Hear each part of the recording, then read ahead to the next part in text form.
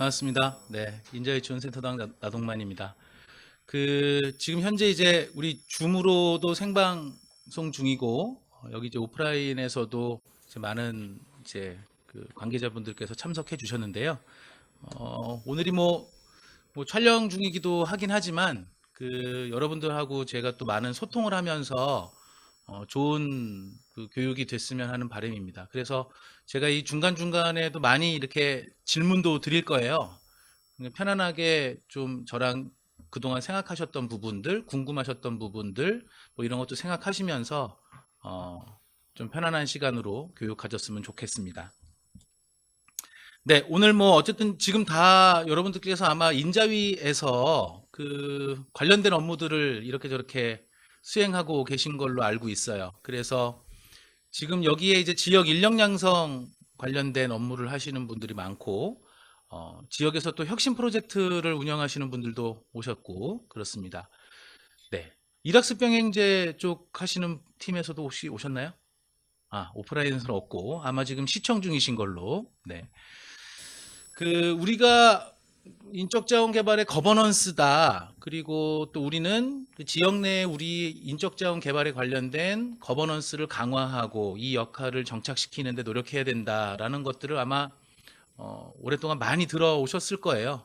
그런데 이제 아마 오늘 교육에서는 과연 이 거버넌스라는 게 무엇인지, 그리고 지역과 산업별로 다 인적자원개발위원회라는 것들이 지금 현재 만들어져서 운영 중인데, 이런 것들이 어떤 의미를 가지고 역할과 기능을 하고 있는지, 그리고 사무국의 전담자, 사무국의 직원인 우리는 또 어떤 역할과 또 업무들을 잘 수행해내야 되는지, 이런 부분에 대해서 조금 이해도를 높이는, 아마 여러분들이 일하는 목적의식이 본 강의를 통해서 조금 변화할 수 있으면 오늘 좋은 시간이 될 것 같다, 이렇게 생각됩니다. 자, 일단 여러분들께 한번 여쭤보고 싶어요. 그동안 거버넌스라는 얘기를 굉장히 많이 들어오셨을 것 같아요. 거버넌스가 뭡니까? 거버넌스. 이제 보면 우리가 그동안 거버넌스에 관련된 활동이다 이러면 지역의 사람들 모아서 회의하고 이런 것들을 주로 많이 활동을 하셨죠. 근데 이제 이 거버넌스에 대해서 우리가 뭔지 좀 생각을 해봐야 되는데, 인자위가 거버넌스라고 하니까요. 일단 거버넌스는 제가 말씀드리면 의사결정을 하는 기구예요. 그리고 그 안에서 사회적 합의를 이끌어내야 되는 또 일들도 있어요. 또는 많은 이해 당사자들이 모여서 의사소통을 하고 대화하는 자리가 될 수도 있습니다. 근데 이 거버넌스라는 자리에서 의사결정을 하고 이해 조정을 하고 사회적 합의를 한다는 것은 결국에는 어떤 문제를 해결하기 위해서 모인다는 것이죠. 그걸 위해서 의견을 나누고 이런 부분입니다. 결국에 거버넌스라는 것은 문제 해결을 위해서 정과 사회적 합의를 이끌어내야 하는 기구로서의 역할이 있습니다. 이런 거버넌스는 제가 세 가지 이제 핵심적인 요소들을 좀 뽑아 보면, 일단 공동의 목표가 있어야 된다. 어떤 문제를 해결할 것인지 모인 이유가 있어야 된다는 것입니다. 어떤 논의를 하고 어떤 결정을 하는 거버넌스인지 이 목적이 확실해야 되고, 그 목적을 공동의 목적을 가진 어떤 수평적인 네트워크로 구성이 됩니다. 여러분들도 이런 얘기를 들으시면서 아마 뭐 그동안 또 이런 컨텐츠를 또 이미 접하신 분들도 있겠지만, 지금 현재 내가 몸담고 있는 인적자원개발위원회에는 공동의 목표로 위원회가 구성되어 있고 모여 있는가, 이런 것들을 한번 되짚어 보면서 보시면 좋을 것 같아요. 그리고 이해관계자의 참여가 있어야 된다는 겁니다. 제가 이렇게 의사소통을 이제 여러 가지로 해야 되는 일들이 많을 때, 의사결정이죠. 의사결정을 해야 되는 여러 가지 일이 많은데, 저도 그런 역할을 수행할 때마다 하나 원칙적으로 지키고자 노력하는 부분이 하나가 뭐냐면, 어떤 의사소통이나 의사결정이 가장 좋은 것이냐, 그렇게 했을 때는 이 의사결정으로 영향을 받는 사람들이 모두 이 과정에 참여했는가, 이거를 저는 항상 점검을 해봅니다. 여기서도 마찬가지입니다. 지역에서 어떤 문제 해결을 위해서 의사소통을 하고 그런 걸 통해서 뭐 의사 결정을 하고 사회적 합의를 하는데 이런 결정과 합의를 통해서 영향받는 사람들이 참여하고 있는가? 이게 이제 좋은 소통의 결과물이 되겠죠. 그래서 이 이해관계자의 참여가 또 필수적이다. 이렇게 볼 수가 있겠습니다. 그리고 의사결정 과정은 투명해야 됩니다. 그렇죠? 이게 여러 사람끼리 이해조정을 통해서 의사결정을 하고 사회적 합의를 한다는 것은 결국에는 의사결정 과정에 이해관계자들이 참여해서 투명한 프로세스, 그죠? 누군가의 이해관계자가 뭐 배제된다든지 또 뭐 정보를 제대로 전달받지 못하든지 이런 것들이 없이 투명하게 의사결정이 되는 것. 이 세 가지가 갖추어졌을 때 거버넌스는 성공적으로 운영될 수 있다. 이렇게 얘기를 할 수 있겠습니다. 자, 기억 좀 해주시고요. 자, 이제 거버넌스에 대해서 우리가 이해를 했으니까 이제 인적자원개발위원회라는 것 그리고 인적자원개발 거버넌스라는 것에 대해서 우리가 한번 생각을 해볼 텐데 일단 이제 우리나라의 국가 인적자원개발에 관련된 시스템들을 한번 보면 상당히 이제 그간의 비판이 공급자 중심 그리고 중앙정부 훈련기관 주도의 시스템이었다. 이런 얘기를 많이 합니다. 이런 얘기를 많이 하고 있습니다. 진행형이기 때문이죠. 아직까지 이제 바뀌지 않았는데요. 여러분들도 인자위 업무 하시면서 이런 국가 인적자원 개발 관련된 정책 사업들 많이 경험해 보셨죠? 근데 대체적으로 운영되는 게 수요자 중심인 것 같으세요? 공급자 중심인 것 같으세요? 그죠? 공급자 중심이 많죠? 여기서 이제 공급자는 누구고 수요자는 누구야? 뭐 지금 헷갈리시는 분이 또 있을 수 있어요. 그죠? 그 밑에 제가 써놨는데 이 예산을 대고 뭐 재정을 투입하고 그다음에 훈련 과정을 시장에 공급하는 이 중앙정부와 훈련기관이 공급자인 겁니다. 우리 직업력 개발 시장에서. 그리고 수요자는 그런 훈련 프로그램들과 뭐 예산 재원의 수혜를 받는 산업이나 기업, 개인들을 얘기를 합니다. 근데 이제 보통 나라의 시스템이 이제 과거 전통적인 방법들은 중앙정부 주도, 그 다음에 공급기관 주도의 방식입니다. 이렇게 하다가 보니까 이 정책적인 성과가 우리가 투입하는 재정 대비 비례해서 성과가 올라가는 게 아니라 어느 정도 이제 그 실링이 있어요. 못 올라가는 거예요. 일정 부분. 여러분들이 아시다시피 우리나라의 근로자 직업 능력 개발 훈련 참여율 아시죠? 상당히 낮은 수준인 거. 그죠? 그리고 기업 규모가 작을수록 한 자릿수로 떨어집니다. 대기업일수록 어떤 근로자들의 직업 능력 개발 기회가 보장되는데 영세한 기업일수록 오히려 거기 있는 근로자들은 자기 커리어나 직업력 개발을 꾸준하게 할 수 있는 기회마저도 박탈되는 이런 빈익빈 부익부 현상 이런 것들이 문제가 지적된 게 벌써 수십 년 전이에요. 10년, 20년 전부터 지적이 됐었는데 지금까지도 거기에 대해서 괄목할 만한 어떤 정책적 성과들은 이제 없는 편이죠.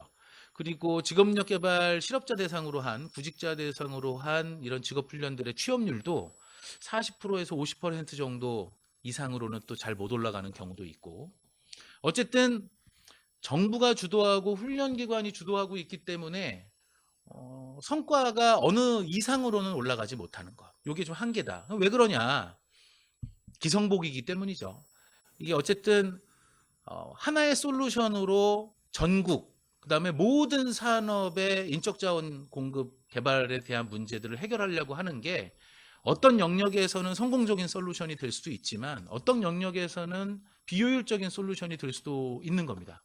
그래서 우리는 맞춤이 중요한 건데 그 맞춤이 결국에는 인적자원 개발의 수요처, 산업과 기업 그리고 거기에 대해서 실질적인 자기의 노동을 공급하는 숙련을 공급하는 개인 이 사람들의 수요가 중요하다는 겁니다. 그래서 이 부분에 대해서 우리가 미스매치가 이제 발생하고 있기 때문에 정책을 아무리 열심히 펼쳐도 성과는 항상 거기서 거기. 이런 한계들이 이제 많이 지적이 되는 거죠. 그러면 여기서 한번 다시 살펴보면 이제 제가 말씀드린 이 전통적인 공급자 중심의 프로세스라는 것은 다음과 같습니다.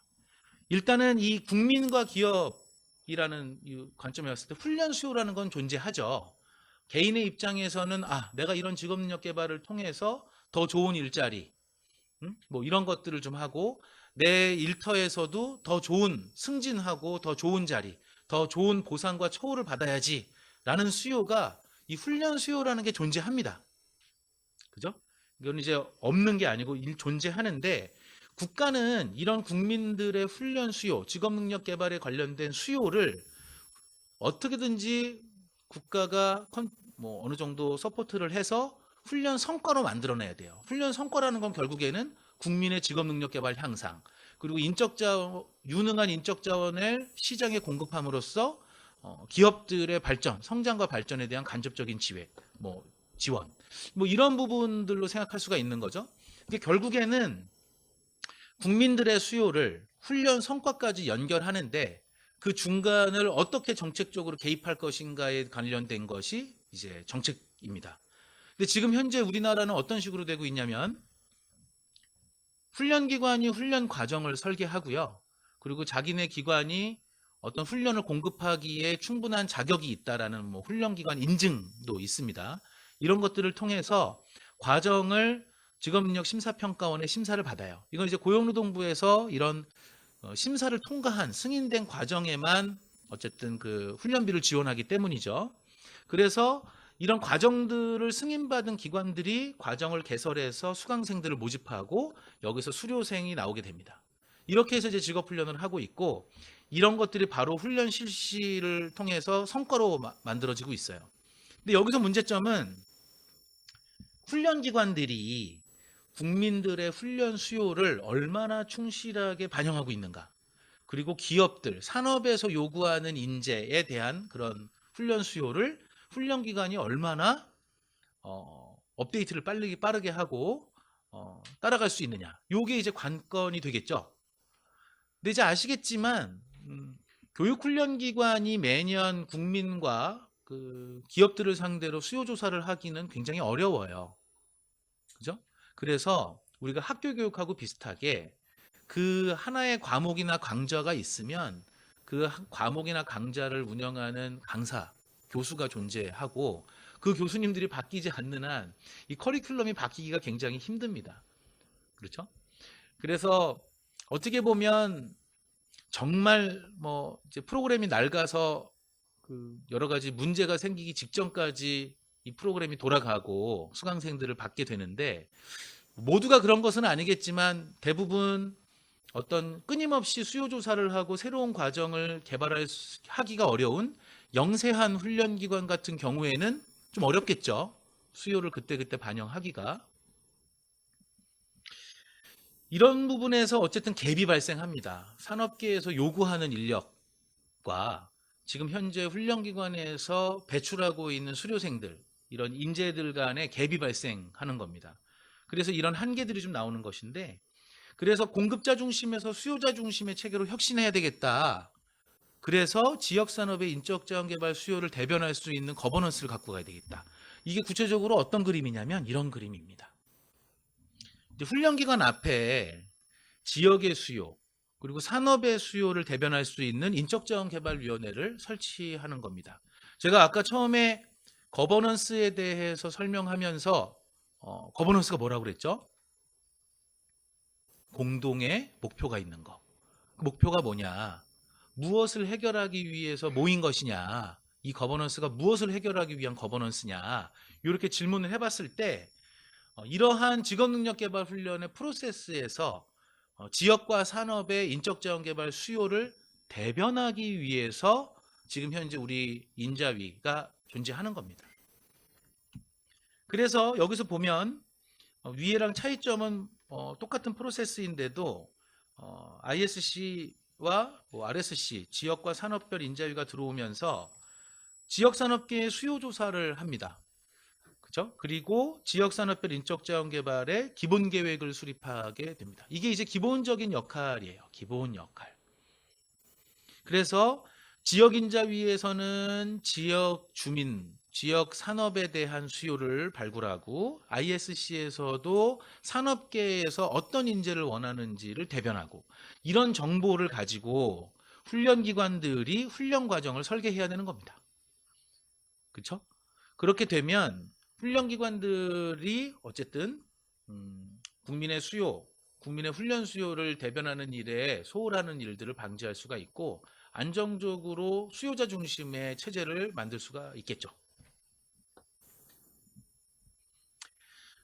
그간 이제 이런 그 류의 거버넌스 체제에는 해외 직업 훈련 모델을 이렇게 보면은 이렇게 우리가 많이 확인해 볼 수가 있습니다. 이 삼자 파티라고 해서 이 세 개 기관, 세 개 종류의 기관이 모여서 있는 것들이 우리가 그동안 이게 이제 해외 사례들을 많이 연구하다 하다 보면 요런 모델들을 많이 볼 수 있어요.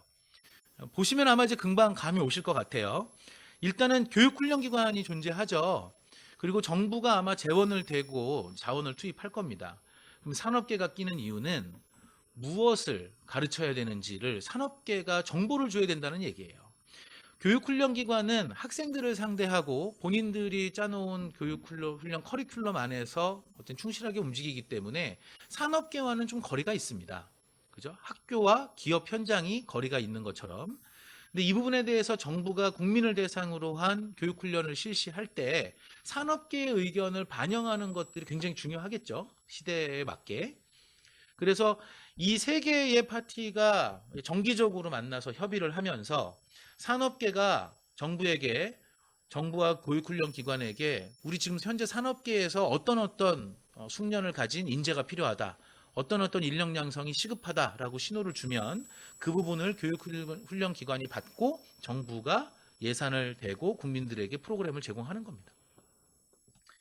이런 것들이 어쨌든 우리나라에서는 지역과 산업별 인자위를 통해서 실현되고 있다고 할 수가 있겠습니다. 이 시스템을 한번 이제 보면요. 인적자원개발의 거버넌스에 대한 큰 구조를 한번 보면 일단 국가 차원에서 국민의 인적자원 개발이라는 하나의 큰 정책 기조가 있을 겁니다. 이 부분에 대해서 산업 부분에서는 어떤 고민을 나눠줘야 되는지. 그러니까 이거죠. 이게 이제 분권화를 제가 좀 설명을 해드려야 되는데 그동안 중앙정부 주도의 어떤 인적자원 개발 시스템이었다고 이제 말씀을 드렸잖아요. 그러면 이게 지역과 산업계로 분권이 된다는 얘기는 둘이 나눠 가졌을 때 빈자리가 없어야 돼요. 그죠? 국가가 커버해야 되는 영역을 100이라고 봤을 때 산업과 지역이 분권화가 완벽하게 된다면 산업과 지역이 나눠 갖는 것들의 합이 100보다 작으면 국가가 챙기는 것보다 못하겠죠. 빈틈이 생기고. 그렇죠? 그래서 국가가 커버해야 되는 인적자원 개발에 대한 부분 영역을 산업과 지역이 어떻게 나눠 가질 수 있는지를 우리가 고민을 해봐야 됩니다. 산업 쪽에서는 이런 고민을 하는 게 맞습니다. 산업계라고 하면 결국에는 기업체, 사업체들이 되겠죠. 그래서 우리의 성장과 발전을 위해 어떤 인적 자원이 필요한가를 잘 알고 있잖아요. 산업계 당사자니까. 그렇죠? 그러면 어떠한 역량이 필요하고 숙련이 필요한지를 파악하는 것들이 쉽고 이런 것들을 정리하기가 쉽습니다. 왜? 내가 필요로 한 거니까. 그죠? 남이 필요로 하는 거를 이렇게 파악하려고 너 필요한 게 뭐야? 이렇게 물어봐서 조사해서 내가 얘기하는 것보다는 내가 지금 아쉽고 내가 필요한 것들을 정리하고 의견 제시하는 게 훨씬 더 쉽고 정확하겠죠. 당사자니까 그렇습니다. 그리고 이렇게 필요 역량을 누가 어떻게 훈련해야 되는가도 있습니다.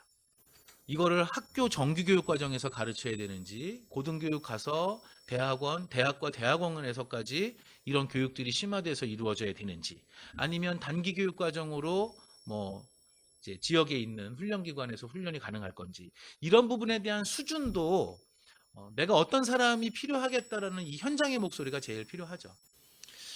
기업체나 이런 기업들과 산업이 교육훈련기관의 전문기관이 아닌데 이런 것까지 할 수 있을까요?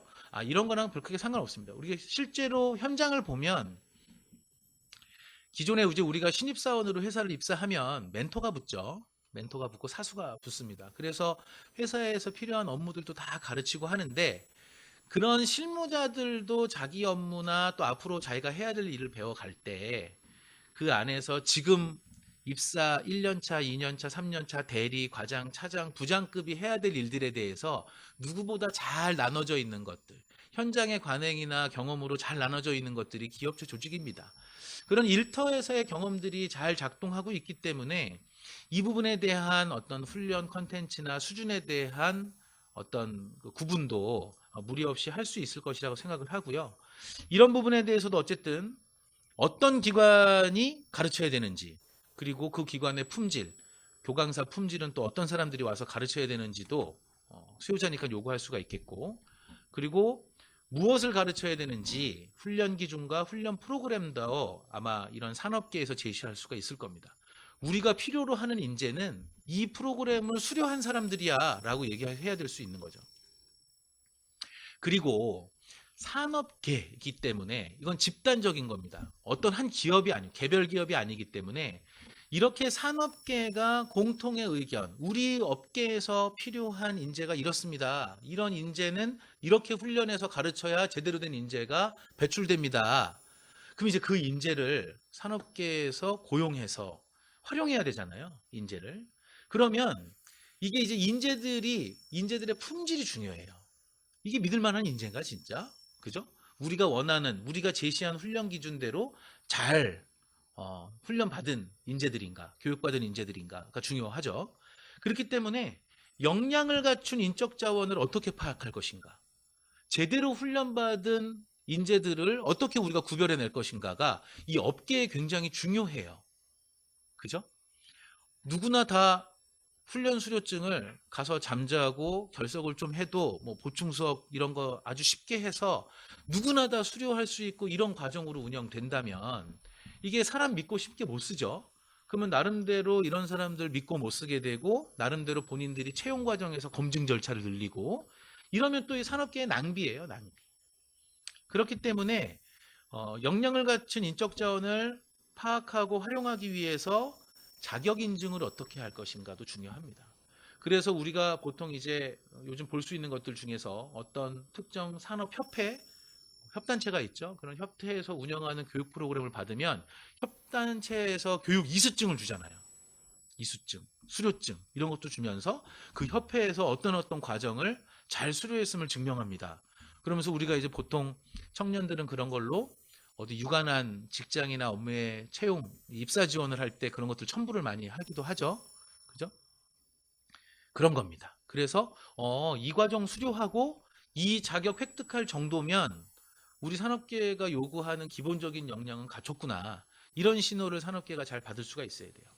결국에는 국가의 인적자원 개발 시스템에서 산업계가 잘할 수 있는 고민, 산업계가 꼭 제시를 해야 되는 의견들은 다음과 같은 게 있다고 이제 보여드린 겁니다.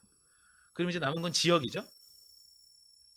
지금 여기 계신 분들도 대부분 이제 지역에서 오셨는데, 지역은 그러면 어떤 고민을 해야 되느냐?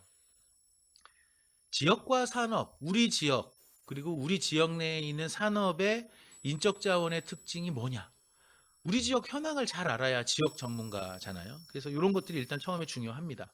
그래야 그 이후에 우리 지역에 맞는 솔루션과 정책, 사업 진행을 할 수가 있기 때문이죠.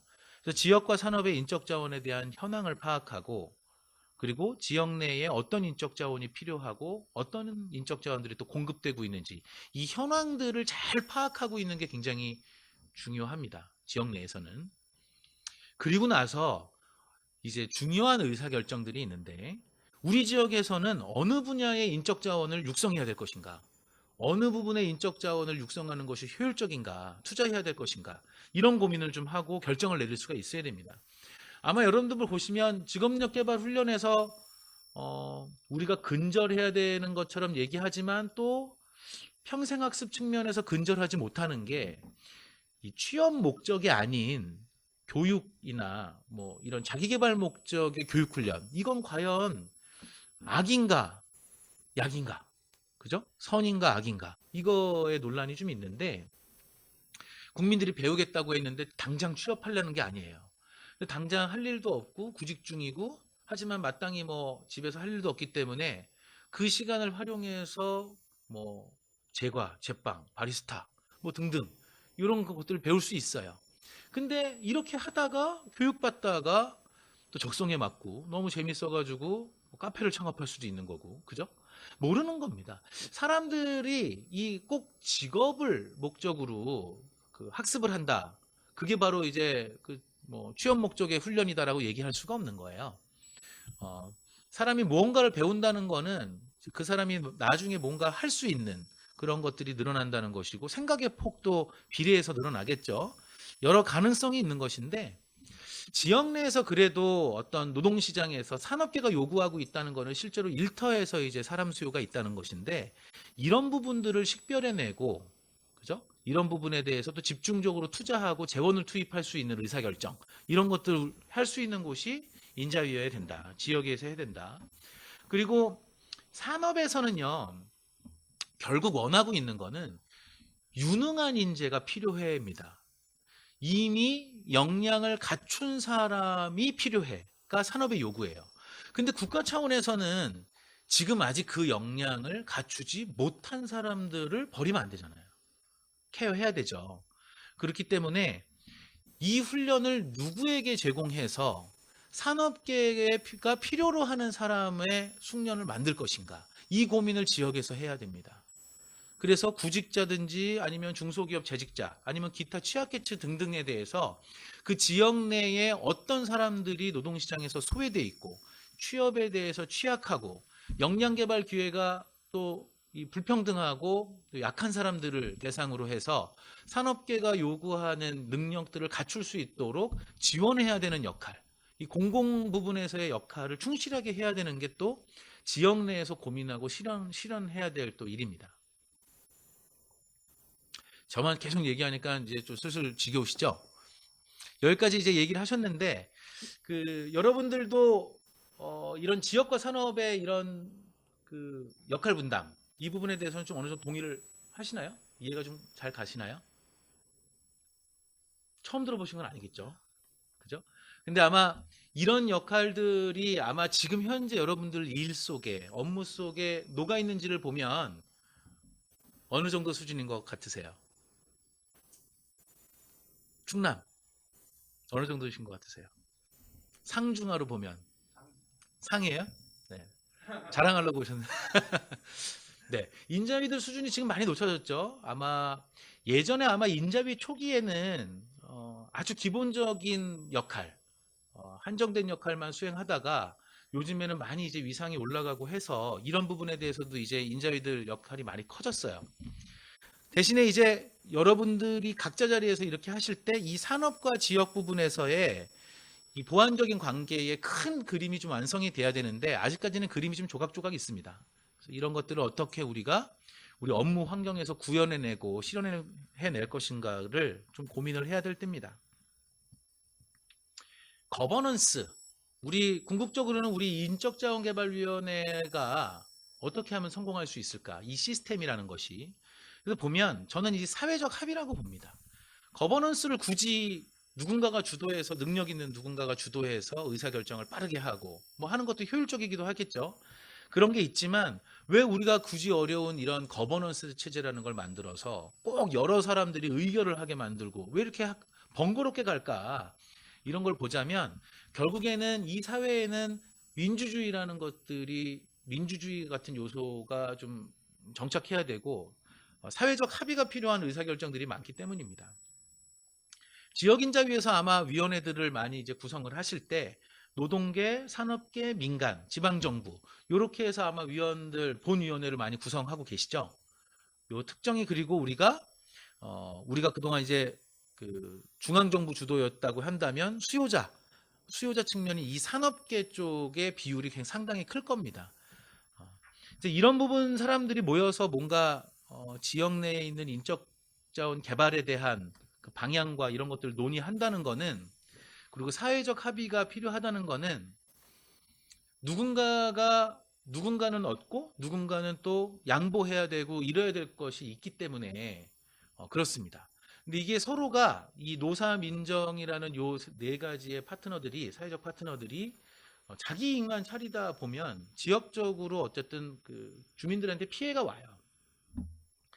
그래서 이런 부분들에 대해서 어떻게 하면 성공할 수 있냐를 보면 상황과 위기 인식을 공유해서 공동의 목표를 설정하는 게 중요하다. 그러니까 우리가 본위원회가 소집되고 실무위원회가 소집되고 분과위원회가 소집되고 하는데 우리가 뭐 때문에 모이는지를 모르면 이 거버넌스라는 게 참 방향성 잡기가 힘듭니다.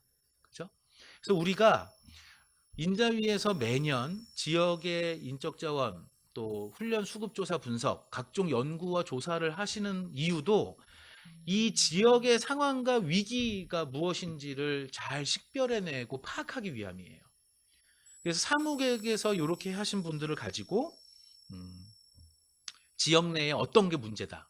그리고 이 문제를 우리가 꼭 지역 발전을 위해서 해결해야 된다라는 공동 목표를 설정하는 게 굉장히 중요합니다. 어떤 그룹이든지 목표가 설정되고 구성원들이 그 목표 해결에 다들 동기부여되고 의지를 갖는다면 그런 거버넌스는 우리가 꼭 억지로 참여시키고 활성화하려는 노력 없이 자연스럽게 구성원들의 동기가 충만해서 운영이 잘 되겠죠. 그런 게 중요하고, 그리고 이게 아무래도 이제 사회적 합의가 이끌어져야 되다 보니까 상호 존중을 바탕으로 한 어떤 수평적인 파트너십이 필요해요. 기존에 보면 우리 사회에서도 갑질, 을질, 갑을 논쟁이 좀 있지만 우리 사회가 기본적으로 보면 이 상하 관계나 종속 관계에 굉장히 많이 얽매여 있어요. 그래서 민주주의 국가이고 민주주의 체계가 있음에도 불구하고 상명하복, 그죠? 주종관계 이런 것들이 좀 많이 있는데 이 거버넌스 체제에서는 이런 것들이 철저하게 좀 극복돼야 됩니다. 누가 누구에게 양보를 강요할 수 없고요. 여기서는 내가 얻을 게 없다고 생각하면 이 자리를 박차고 나갈 수가 있어요. 그죠? 어떤 의무와 종속으로 이루어진 관계가 아닙니다. 그렇기 때문에 상호 존중이 필수적이고 업무의 지시나 종속 관계 이런 것들이 아니라 수평적인 파트너십을 맺는 게 중요하다.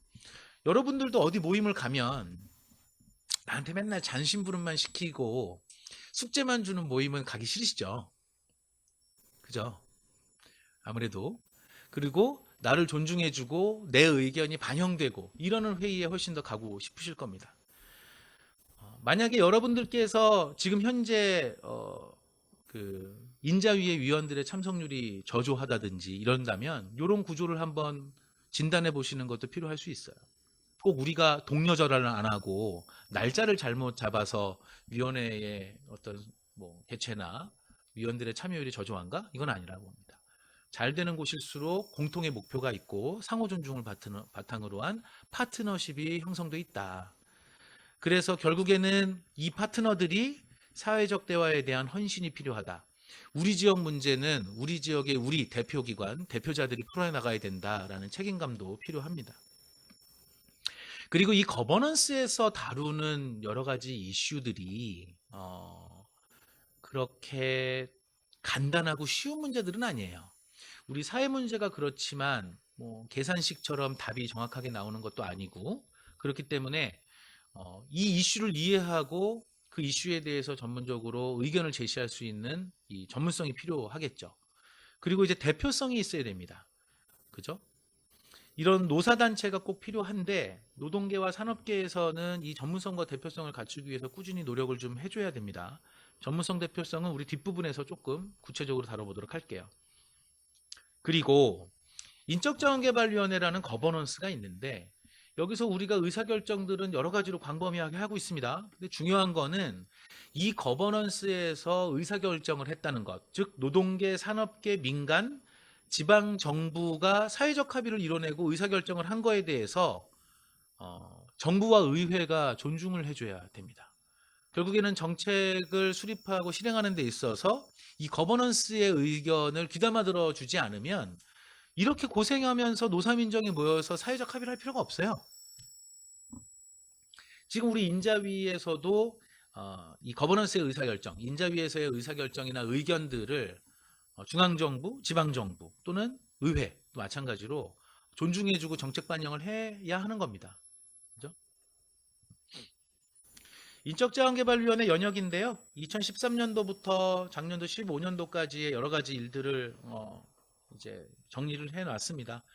뭐 여기서 이제 큰 부분들은 뭐 역시 잘하고 있고 뭐 성장하고 있다라는 건데, 애초에는 그 지역인적자원개발위원회가 뭐 예산의 제약과 한계상 지산맛 훈련이라는 사업을 통해 가지고 사무국이 출범을 했죠. 그래서 어떻게 보면 고용노동부의 하나의 일부 재직자 훈련 사업의 일부 예산으로 이 거버넌스라는 것들이 이제 태어났고, 이 사무국이라는 상시 조직이 이 예산을 통해서 운영이 되고 있죠.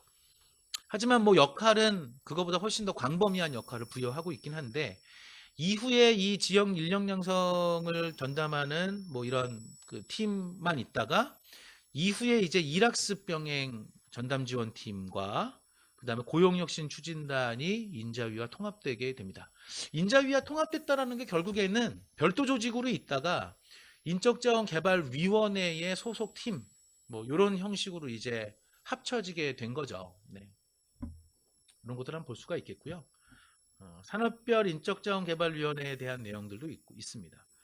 그래서 요즘에 이것들도 계속 꾸준하게 ISC 그 위원회 개수가 늘어나고 있습니다.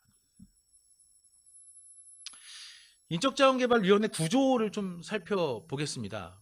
우리가 혹시 이제 여러 가지 의견들이 있는데요. 지역인적자원개발위원회라는 본위원회가 있고, 이게 이제 우리가 말하는 실체입니다. 실체. 이 지역인적자원개발위원회라는 우리가 본위원회라고 부르는 이것이 최종 의사결정 기구입니다. 여기서 결정된 것이 지역 인자위의 공식 결정사항이 되거나 의견이 되겠죠. 그리고 이제 결국에는 이 인자위의 본위원회에서 제대로 된 의사결정을, 또 좋은 의사결정, 또 시적절한 의사결정을 하기 위해서 서포트하는 조직들이 이제 있는 거예요.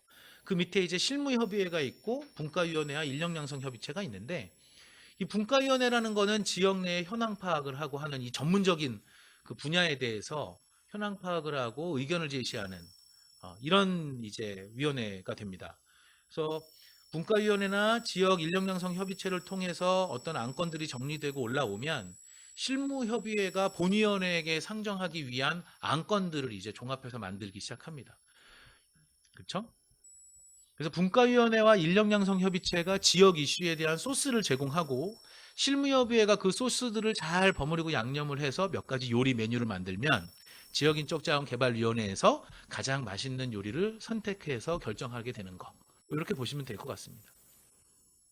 그리고 이 위원회라는 게 있으면 그 밑에 이제 이 위원회의 운영을 상시 지원할 수 있는 사무국이라는 게 필요하죠. 그죠?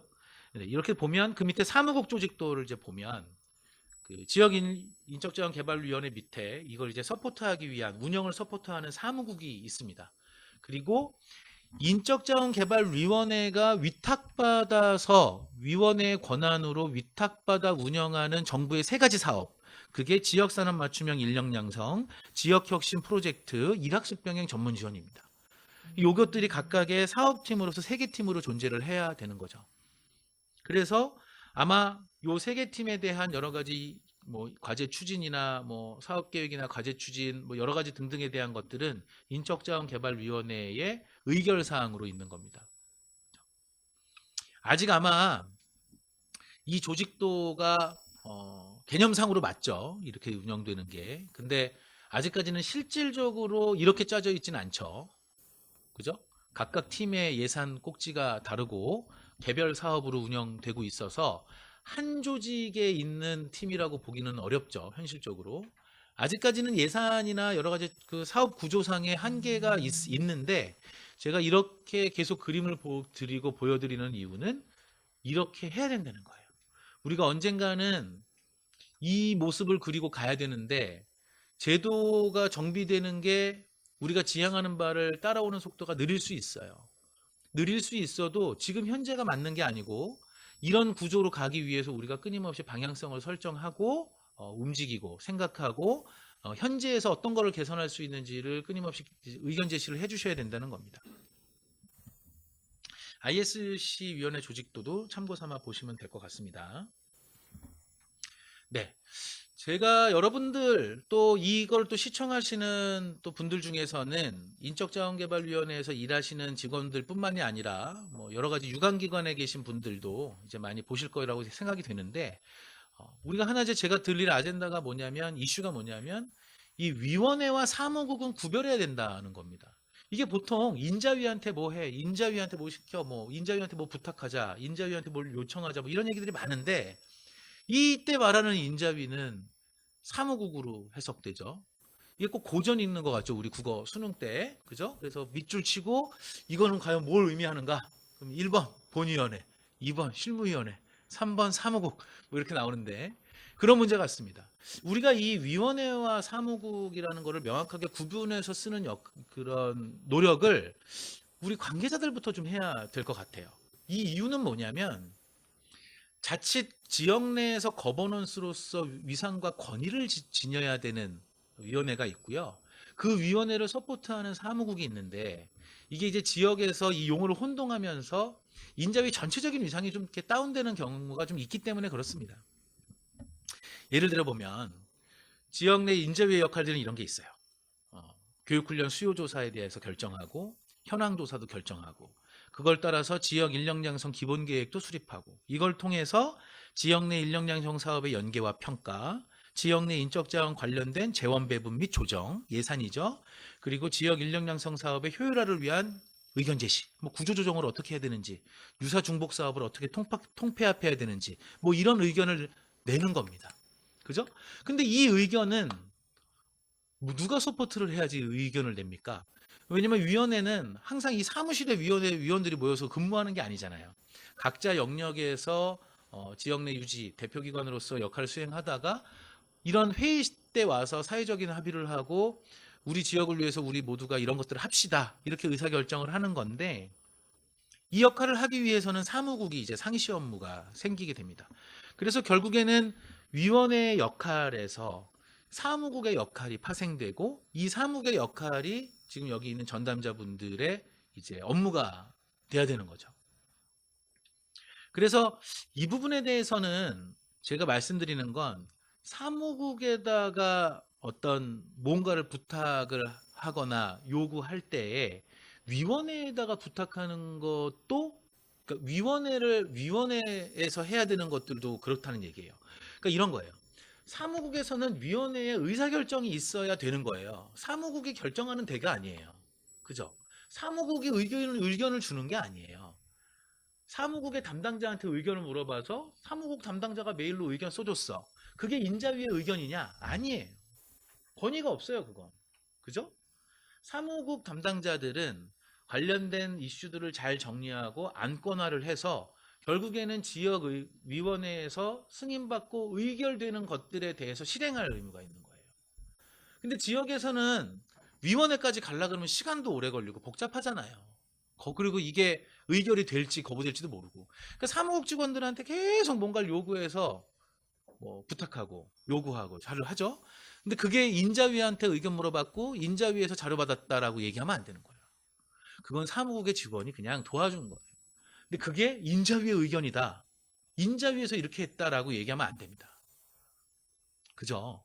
근데 이런 것들을 좀 구별하려는 노력들이 좀 필요한 것 같아요.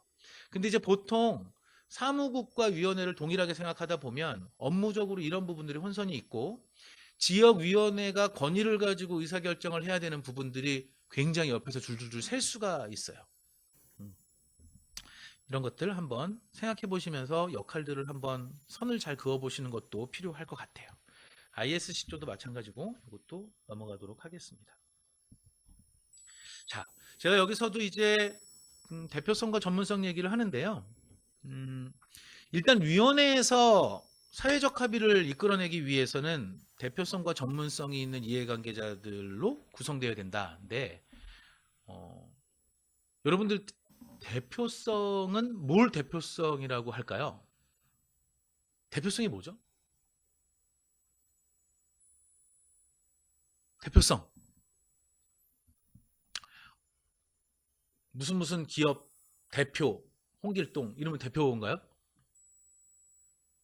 아니면 어디 기관장, 뭐 이사장, 총장 뭐 이런 분들 오면 대표성이 있는 건가요?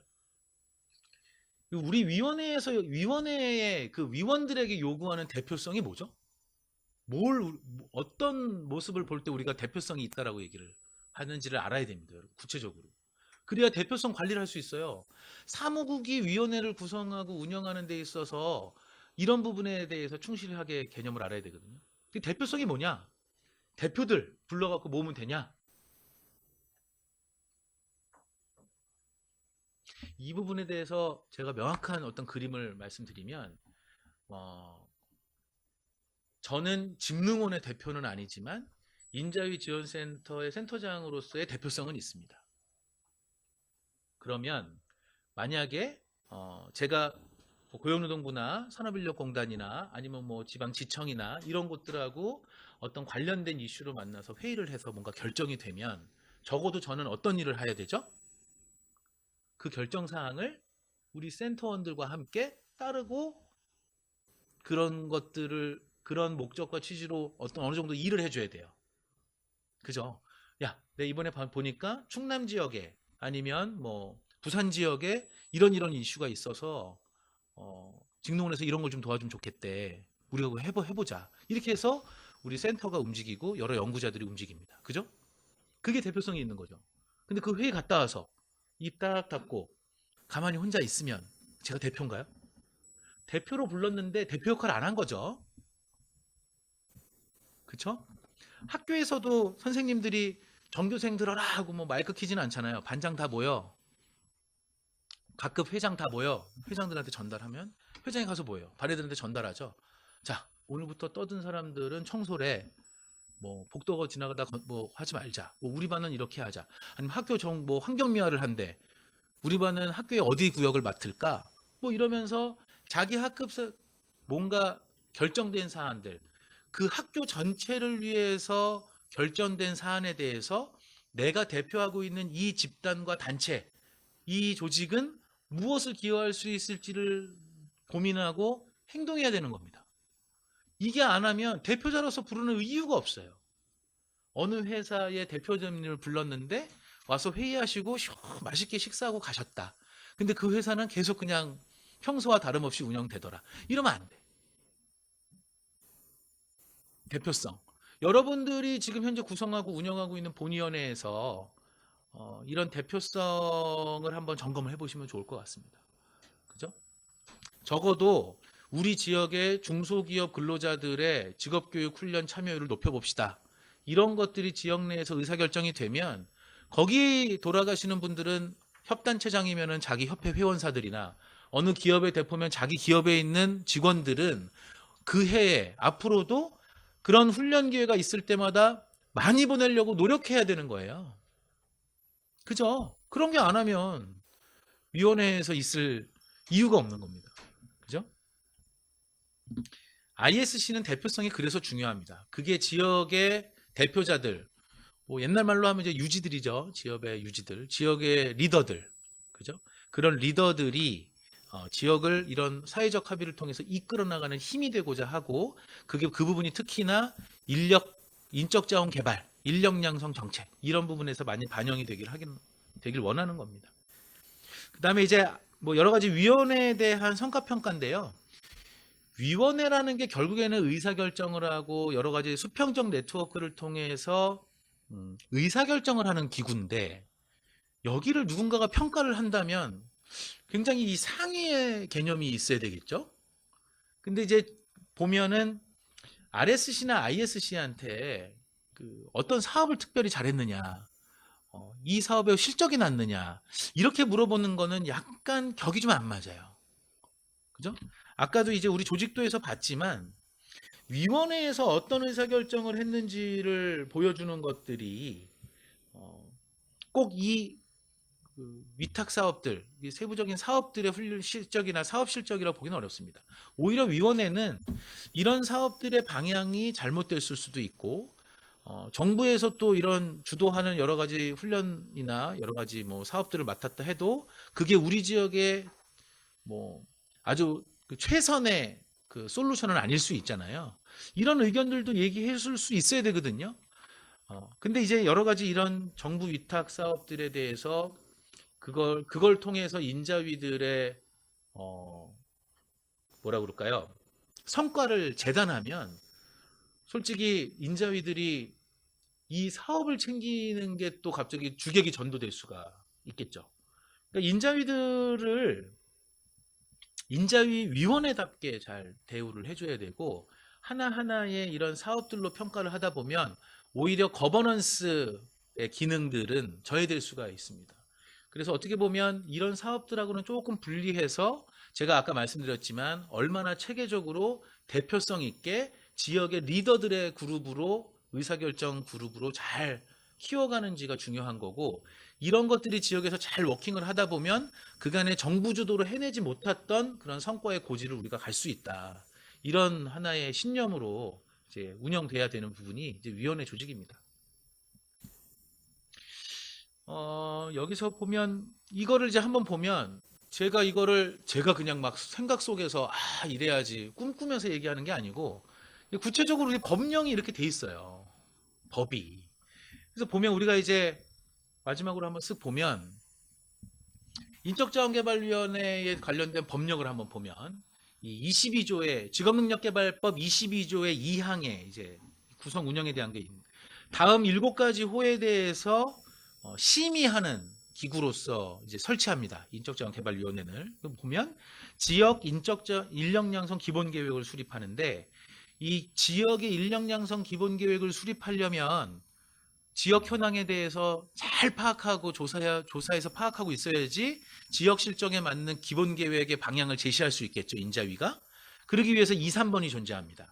지역 내 인력 및 교육 훈련에 대한 수요를 조사하고 지역 교육 훈련 기관 및 과정에 대한 현황 조사하고 이게 결국에는 2번이 수요 조사, 3번이 공급 조사. 그죠? 수급 분석 조사를 통해서 지역 내 현황들을 빠삭하게 우리가 분석해서 파악하고 있다면 이제 그 다음 것들을 할 수가 있습니다. 그 정보를 토대로 미스매치들과 문제점 있는 부분들이 많이 이제 드러나겠죠. 그랬을 때 문제 해결을 위해서 지역 내 인적자원 개발 관련 예산 배분, 조정할 수 있죠. 이 부분은 성과가 안 좋은데 예산만 엄청 투입돼. 근데 우리 인력양성 기본계획을 짜는 우리 계획상으로 보면 이쪽 영역은 공급을 줄여야 돼. 그지? 우리 지역이나 이런 데 수요가 없는데 훈련이 쉽고 편하니까 너무 많이 시켜. 이런 것 좀 줄이고 이 줄인 부분들을 우리 지역에 필요한 인적 자원인데 훈련 공급이나 교육은 굉장히 적은 영역에 우리가 집중 투자를 해서 지역의 수급을 좀 맞추자, 균형을. 이런 결정을 하면 예산 배분이나 구조조정도 할 수 있는 겁니다. 그 뒤에서 보면 지역 내 인력 양성 사업의 연계와 평가. 평가를 해야 유사 중복 사업인지 아주 효과적인 사업인지 실패하는 사업인지를 진단하게 되고 이런 부분에서 빨리 구조조정을 할 수 있는 의견도 제시해야 될 수 있는 거. 그죠? 제가 그냥 말하는 거 아니죠. 우리가 갖고 있는 그런 세 개 팀의 역할로 제한되는 게 아니고 지역 내에서 이루어지는 인력 양성 또 넓게는 고용과 일자리 정책에 관련돼서도 이런 역할들을 해야 되는 겁니다. 그리고 해당 지역에서 중앙행정기관 및 지방자치단체가 실시하는 인력 양성 사업의 효율화를 위한 개선 및 예산 방향 의견 제시. 결국에는 고용노동부 장관 같은, 그다음에 지자체 장관 같은 사람들이 그 영역에서 어떤 지역 단위의 인력 양성 정책이나 사업을 할 때 인자위의 의견을 듣고 반영해야 된다라는 얘기입니다. 네, 이렇게 돼 있습니다. 이게 역할입니다. 지금 현재 우리가 운영 예산으로 투입받는 예산의 주머니에 집중할 게 아니라 궁극적으로 거버넌스가 어디로 가야 되는지를 좀 집중을 해야 되고 결국에 제도는 속도가 느리긴 하지만 우리가 가야 될 방향으로 따라와야 합니다. 이게 이론적으로도 맞고. 그리고 우리가 이런 권한을 갖고 있는데 법적으로는 보장받고 있나? 처벌 조항은 없어요. 처벌 조항은 없는데 이렇게 해야 된다는 조항은 갖고 있습니다. 이제 22조의 3을 보시면요.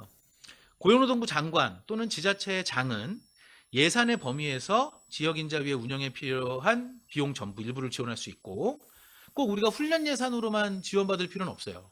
요거는 나중에 이제 인자위가 직업능력 개발의 인프라로서 정당하게 예산을 확보할 수 있는 근거가 될 겁니다. 그리고 중앙행정기관의 장, 지방자치단체의 장 등이 지역 단위 인력 양성 사업을 추진하거나 그 계획을 수립할 때는 인적자원개발위원회 의견을 들을 수 있다로 돼 있나요? 들어야 한다로 돼 있나요? 들어야 한다며, 들어야 한다. 그죠? 요거 정의할 때 굉장히 많이 고민했어요. 들을 수 있다로 하면 아무도 안 들을 거다. 강제 규정으로 만들어야 된다. 근데 그만큼 의지가 있는 겁니다. 분권화에 대한 의지가 있는 거라고 보시면 되겠고, 그 다음에 3번은 저희 직능원 지원센터를 위한 규정이에요. 네. 전문 연구기관을 지정할 수 있고 저희가 지금 지정받아서 운영하고 있죠. 네. 그래서 이렇게 이제 말씀을 드릴 수가 있겠습니다. 짧게나마 좀 이해가 되셨는지 모르겠습니다. 혹시 제가 이제 설명드린 것들 중에서 더 궁금하신 부분이나 또 추가적인 부연 설명이 좀 더 필요하신 부분이 있으면 편하게 질문해 주실까요? 네, 지금 시청 중인 줌상에서도 질문이 있으시면 채팅으로 올려주시면 저희가 그 부분도 또 접수해서 지금 또 바로 질문 드릴 수 있겠습니다.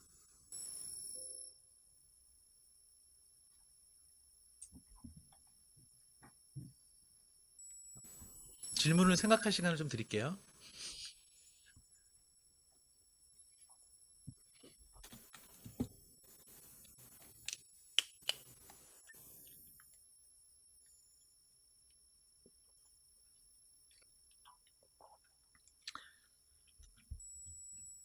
지금 뭐 특별히 질문 오는 건 없나요? 아, 그래요? 그럼 쓰고 계시고, 그러면 제가 또 제 얘기를 시작하면 시간이 다 끝날 것 같은데 좀 기다릴까요? 아마 이 영상을 지역에 계신 일자리나 뭐 또 그 지역 내 또 인력 양성 정책 하시는 유관 기관의 이제 관계자들도 아마 보실 것 같은데, 인자위 전담자 규정 관련돼서 조금 말씀을 드려볼까요? 그 전담자 규정은 아시죠? 전담자 규정이 원래 이제 왜 존재하냐면 거의 이제 국가의 어떤 그 위탁 사업들을 수탁해서 하는 운영기관들에게 많이 그 규정이 가요. 맞죠? 그게 이제 왜 그 규정이 있냐면 아마 이제 그런 거 아실 겁니다.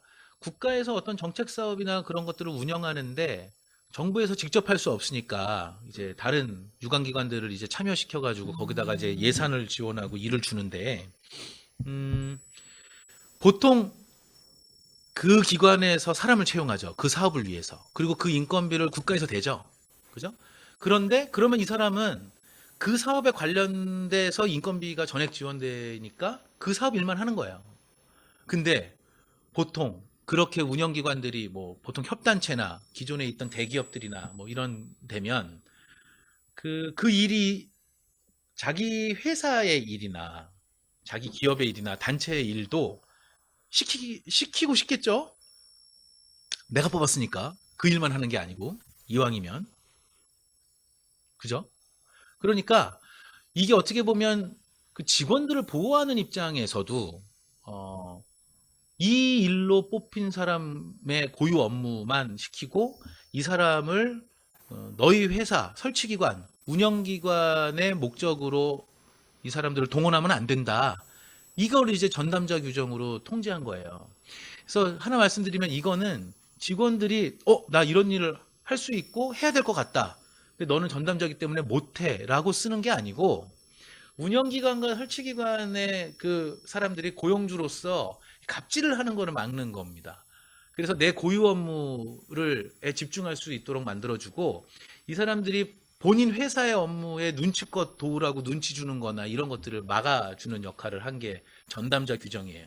제가 이제 과거에 전담자 규정으로 평가를 다니면서도 기업들 이제 어떻게 보면 그렇게 운영되고 있는 정부 사업을 운영하는 팀에 그 부서장이나 요 사람들은 또 이 설치기관에서 또 오게 만들잖아요. 책임지고 하라고. 근데 그런 사람들이 거의 다 이제 그런 일들을 많이 벌였기 때문에 전담자 규정을 통해서 설치기관들을 상당히 감시 감독했거든요. 갑질하는 걸 막는 거죠. 근데 이제 요즘에 보면 인자위 안에 이제 사무국에 또 여러분들이 또 지역 내에서 여러 가지 전문성들을 키워 오셨기 때문에 지자체나 유관기관에서 여러 가지 부탁이 많이 올 거예요. 그죠? 어떤 것들도 이제 연구도 맡아주고 사업도 좀 맡아주기를 원하고 이런 것들이 좀 있을 수 있는데 그런 부분들은 우리가 인자위가 설치된 목적하고 부합된다면 그건 자연스럽게 여러분들의 업무도 되는 겁니다. 여러분들이 할 수 있는 일이 되는 거고. 그죠? 그래서 그런 부분에 대해서 아마 지금 현재 예산상으로 그 지원되는 그 업무만 해라라고 아주 좁게 이 전담자 규정을 해석해서 여러분들이 지역 내에서 여러분들의 전문성으로 할 수 있는 일을 좀 맡고 있고 그게 좀 장벽이 되는 부분들은 저는 이 제도에 대한 조금 부족한 이해 때문이라고 생각이 들어요. 그래서 지금 어쨌든 여러분들의 전담자 규정이라는 게 여러분들이 할 수 있는 영역을 전문가로서 지역 내에서 할 수 있는 영역을 이렇게 옥죄는 게 아니라 어, 인자위가 만들어진 목적과 취지에 따라서 여러분들이 전문성을 지역 내에서 펼칠 수 있도록 그러면서 역시 한편으로 순기능 설치기관이나 운영기관의 그런 사적 목적을 위해서 여러분들이 동원되는 일은 없게 이게 독립성입니다. 그죠?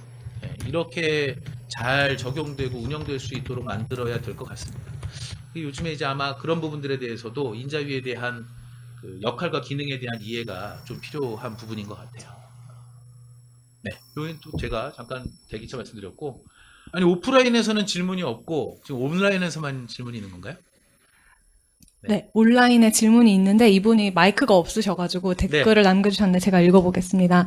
단 위원회 사무국의 의결 사항에 대해 예산 확보의 가능성과 현재 사무국 역할을 수행하고 있는 인력 양성팀의 사업 수행 기능이 분리돼야 할 것 같은데 이게 가능할 것인지에 대한 질문을 주셨습니다. 가능해야죠.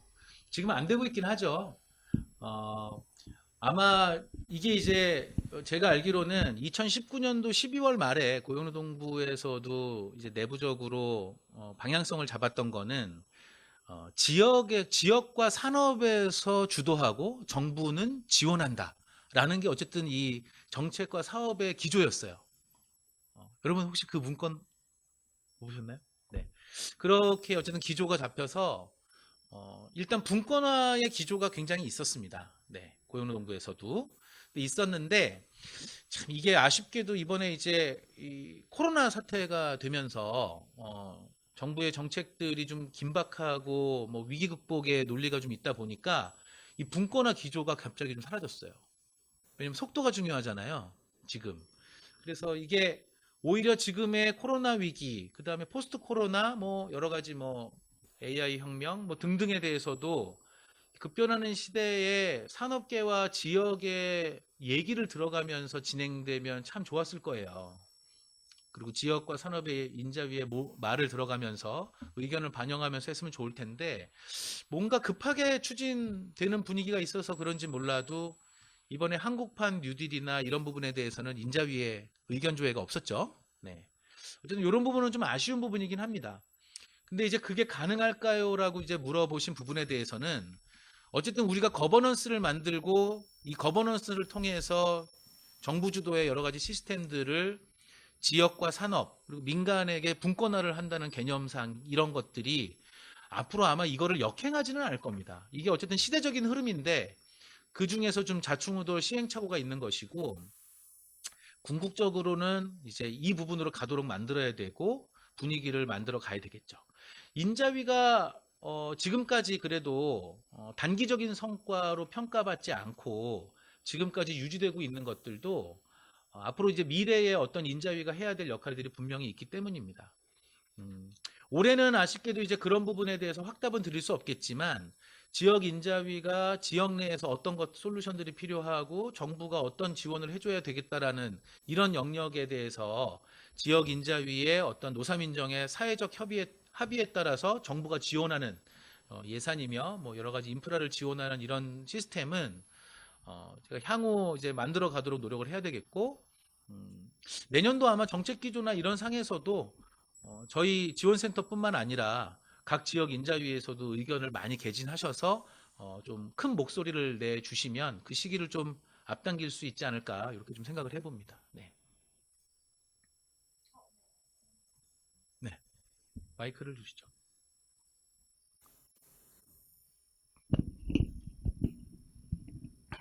네, 충남인자의 전선두입니다. 아까 그 박사님께서 말씀하셨듯이 그 전담자 규정이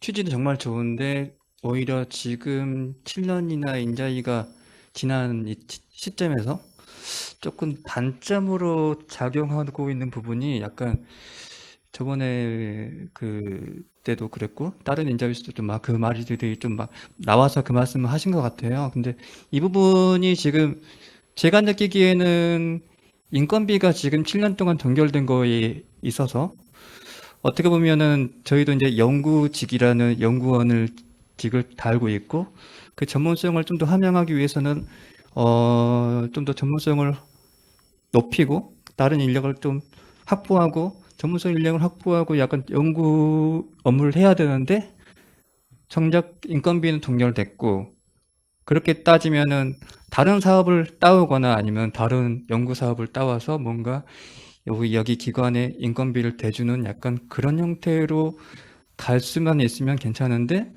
또 그것도 아니에요. 전담자 규정 때문에 막혀 있으니까. 어떻게 보면은 각 인자이별로 7년이나 지난 입장에서 뭔가 살 길을 마련한다고 생각해요. 이제 역량이 어느 정도 강화가 됐으니까 이제는 우리가 이제 역량을 강화해서 이걸 좀 더 확장을 시켜야 되는데 전담자 규정이라는 것 때문에 조금 막혀 있는 듯한 느낌이 좀 많이 들어요. 그래서 이 부분이 지금 방어 장치가 아니고 오히려 좀 제한 장치가 되는 것 같아서 어떻게 좀 생각해야 될지 잘 모르겠습니다. 제가 그 말씀하신 부분에 대한 답을 아까 드린 거죠. 네. 그래서 전담자 규정이 이제 어쨌든 좁게 해석되고 하는 부분들이 있는 건데, 이제 인자위가 해야 되는 역할에 그 반대, 이제 뭐라 그럴까, 부합하는 것이면 전담자들이 해도 된다. 그죠? 전담자가 아니고 이제 사무국 직원들이죠. 사무국 직원이고 사무국의 연구원들이고, 이 사람들은 결국에는 인적자원개발위원회가 해야 되는 일들에 대한 모든 지원 업무가 이제 업무의 범위고, 전담의 업무라는 것들은 그 부합하는 것이다. 그러니까 뭐 저희 직능원 같은 경우도 매년 이 기본 연구를 수행하는 데 있어서 우리 직능원의 그 정관상의 목적, 그 설립 목적과 존재 이유가 있어요. 그 부분에 부합하는 것이면 나라에서 기본적으로 주는 연구 예산으로도 연구를 하고, 외부의 부처나 다른 기관에게도 수탁 연구를 위탁받아서 연구합니다. 원래 이제 그렇게 전문적인 조직은 원래 그렇게 움직이는 거죠. 근데 이제 인자위가 연구기관하고는 똑같지는 않기 때문에 좀 해석의 차이가 있을 수 있겠지만, 중요한 거는 전담자 규정이 니네 다른 데 눈 돌리지 말고 우리가 요구한 이 일만 해 라는 제약 규정으로 만든 건 아니라는 겁니다.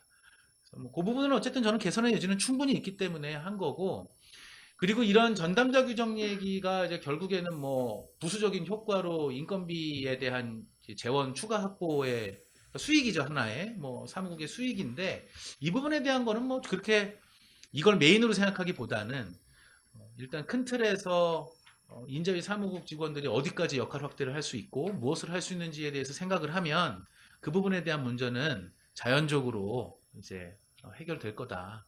네, 그렇게 대한 생각해 볼 수가 있겠습니다. 네, 뭐 이제 추가적인 질문이 없으신가요? 네.